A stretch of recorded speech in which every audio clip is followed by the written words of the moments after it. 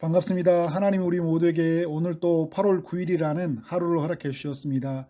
주일을 보내고 난 후 월요일 너무 소중한 날 하나님의 말씀과 기도로 하루를 시작하길 원합니다. 오늘 여러분과 나눌 말씀은 신명기 9장입니다. 신명기 9장은 이스라엘이 가나안 땅에 들어가는 이야기와 광야에서 40년 동안 있었던 이야기를 소개하고 있습니다. 먼저 1절부터 6절까지 이스라엘이 가나안 땅에 들어갔던 이야기를 살펴보도록 하겠습니다. 이스라엘이 들어갈 가나안은 성읍들이 크고 성벽이 하늘에 닿을 정도로 높았으며 그곳에는 거인과 같이 큰 사람들이 살고 있었습니다. 40년 전 출애굽 1세대들은 이 가나안을 보며 이렇게 말했습니다. 누가 아낙 자손을 당하리요? 굉장히 큰 두려움에서 오는 말이었습니다. 출애굽 2세대들은 어떨까요? 여전히 그들에게도 두려움이 있을 것입니다. 이런 이스라엘을 알고 모세는 이들을 향해 이렇게 말을 합니다. 내 하나님 여호와께서 맹렬한 불과 같이 내 앞에 나갈 것이다. 하나님이 이스라엘에 앞서서 가신다는 거예요. 근데 어떻게 가신다고 말합니까? 맹렬한 불로 나가신다는 거예요. 맹렬한 불이라는 의미는 심판의 의미를 담고 있거든요. 하나님께서 그 땅을 심판하시며 나아가겠다라는 의미를 가지고 있습니다. 그래서 하나님이 어떤 일을 하신다고 하냐면 여호와께서 그들을 멸하사 내 앞에 엎드려지게 하시리니 여호와께서 내게 말씀하신 것 같이 너는 그들을 쫓아내며 속히 멸할 것이라. 하나님이 함께 하심이 얼마나 큰 힘이라는 것을 알려주고 있는 말씀입니다.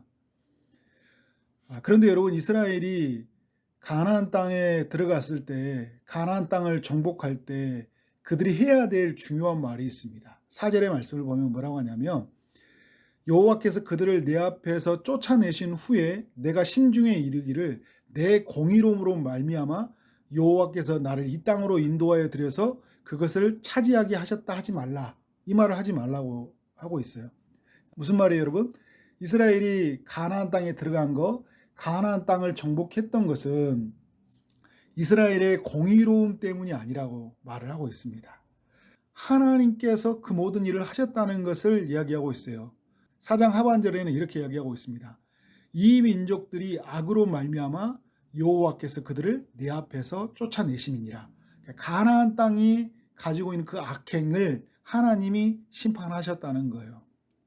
그리고 또 중요한 이유가 5절에 있는데요. 하나님께서 이같이 하셨던 건 뭐냐면 내 조상 아브라함과 이삭과 야곱에게 맹세하신 것을 이루려 하심이니라.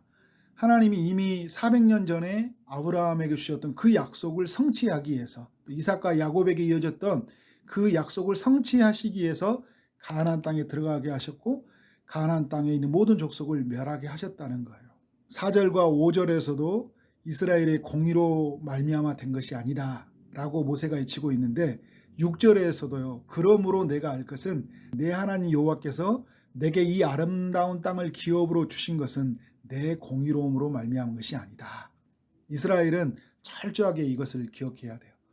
가나안 땅에 들어가는 것은 그들의 공로 때문이 아니라 하나님의 은혜 때문이었다. 1절부터 6절 상반절까지는 가나안 땅에서 하나님이 하실 일에 대해서 말씀한다며 6절 하반절부터 29절까지는 이스라엘 백성이 광야에서 했던 일을 말하고 있습니다. 6절 하반절을 보니까 모세가 이스라엘 백성들을 향해 이렇게 말을 하고 있어요. 너는 목이 곧은 백성이니라. 무슨 말이에요, 여러분? 너희들은 매우 교만한 자라는 것입니다. 이들이 언제부터 목이 곧은 자였나요? 언제부터 교만한 자들이었나요? 7절을 보니까 애굽에서 나온 날부터 이들은 교만했고 지금 이곳에 이르기까지 모압 평지에 이르기까지 늘 여호와를 거역하는 삶을 살았다고 합니다. 그러면서 여러분 대표적인 몇 가지 사건을 이야기하고 있는데 그 중에 가장 교만했던 사건 바로 호렙산 아래에서 금송아지를 만들었던 사건을 회고하고 있습니다. 산 위에서는 모세가 두 돌판을 하나님께로 받고 있었는데 이스라엘 백성들은 모세를 기다리지 못하고 산 아래에서 금송아지를 만들고 있었습니다. 모세는 그때를 회고하면서 이 사건은 하나님을 경노하게 했던 사건이라고 말합니다. 스스로 부패하여 하나님이 명령한 도를 속기 떠나 자기를 위하여 우상을 만들었던 사건이었다. 이렇게 해고를 하고 있습니다. 그날 모세는 이런 이스라엘을 보고 두 돌판을 깨트려 버렸습니다. 두 돌판은 언약의 증표와 같은 거예요. 언약을 맺은 백성들에게 어떻게 살아야 될지를 알려주는 말씀이었기 때문입니다.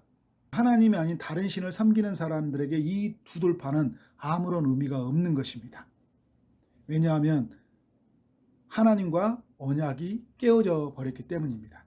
이런 이스라엘은 호렙산 곧 시내산에서 뿐만 아니라 디베라, 마사, 기브롯 핫다와 가데스 바네아에서 계속적으로 하나님을 거역한 일을 했습니다. 물이 없다고, 만나로 먹는 것이 지겹다고, 애굽에서 먹는 것이 좋았다고, 광야 여정이 너무 힘들다고, 가나안 땅에 들어가서 죽느니 애굽에서 죽는 것이 낫겠다고 계속해서 하나님을 원망했습니다. 24절의 말씀을 보니까 그들이 항상 여호와를 거역했다. 이렇게 말을 합니다. 이런 이스라엘 백성들을 향해 하나님은 다 멸하시려고 했는데 모세가 하나님 앞에 엎드려졌습니다. 40주 40야를 곧 40일을 밤낮으로 하나님께 엎드림으로 말미암아 하나님께서 그들의 아까 죄를 보지 않고 용서해 주심으로 말미암아 이곳에 이르게 하였다라고 말을 하고 있습니다. 이스라엘은 기억해야 했습니다. 그들이 얼마나 교만한 백성이었는지, 그들은 가나안 땅에 들어갈 만한 어떤 자격도 없는 자들이었다는 것을 기억해야 했습니다. 그들이 살아난 것은 순전히 모세의 기도 때문입니다. 그들이 가나안 땅에 들어갈 수 있었던 것은 가나안 땅에 살아가는 사람들의 악행 때문이었고 가나안 땅을 아브라함과 이삭과 야곱에게 주시고자 했던 약속 때문이었습니다. 사랑하는 여러분, 오늘 말씀이 여러분에게는 어떻게 들려졌습니까? 하나님께서 가나안 땅에서 행하시고자 하는 일, 또 이스라엘이 광야에서 행했던 일들, 이 이야기를 보면서 여러분은 어떤 교훈을 찾을 수 있었습니까? 이스라엘이 가나안 땅에 들어갈 만한 그 어떤 공로가 없었듯이 우리 또한 하나님의 나라에 들어갈 어떤 공로도 없었습니다. 하나님의 영원한 계획 속에 오신 예수 그리스도, 때가 참에 우리를 죄에서 구원하시기로 오신 예수 그리스도, 그 예수 그리스도 때문에 우리는 하나님의 나라에 들어갈 수 있었습니다. 하나님께서는 이스라엘을 가나안 땅에 들어가게 하셨고 차지하게 하셨고 그들을 멸하사 이스라엘 앞에서 엎드려지게 하셨고 그들을 쫓아내셨고 속히 멸하셨듯이 하나님은 예수 그리스도의 십자가로 말미암아 죄의 세력을 멸하셨고 그리고 성령을 보내셔서 죄의 세력을 우리 앞에 엎드려지게 하셨습니다. 그리고 쫓아내시고 속히 멸하시는 사역들을 계속적으로 하고 계신다는 것입니다. 사랑하는 여러분, 이 은혜를 가지고 담대하게 살아가길 원합니다. 또 하나 여러분, 우리가 가져야 될 것은 무엇이냐면 이스라엘에게 지나온 모든 여정을 살펴보면서 겸손함이 요구되었듯이 우리 삶도 겸손해야 된다는 것입니다. 우리의 삶을 돌이켜보면 참 목이 곧은 모습들이 너무나 많이 있다라는 생각이 들어요. 하나님 아닌 다른 것들을 찾는 우리의 모습들, 또 원망하고 불평했던 모습들, 하나님의 말씀을 거역하고 하나님 아닌 다른 것을 붙잡고 살아갔던 그런 교만함들이 얼마나 많았는지 모릅니다.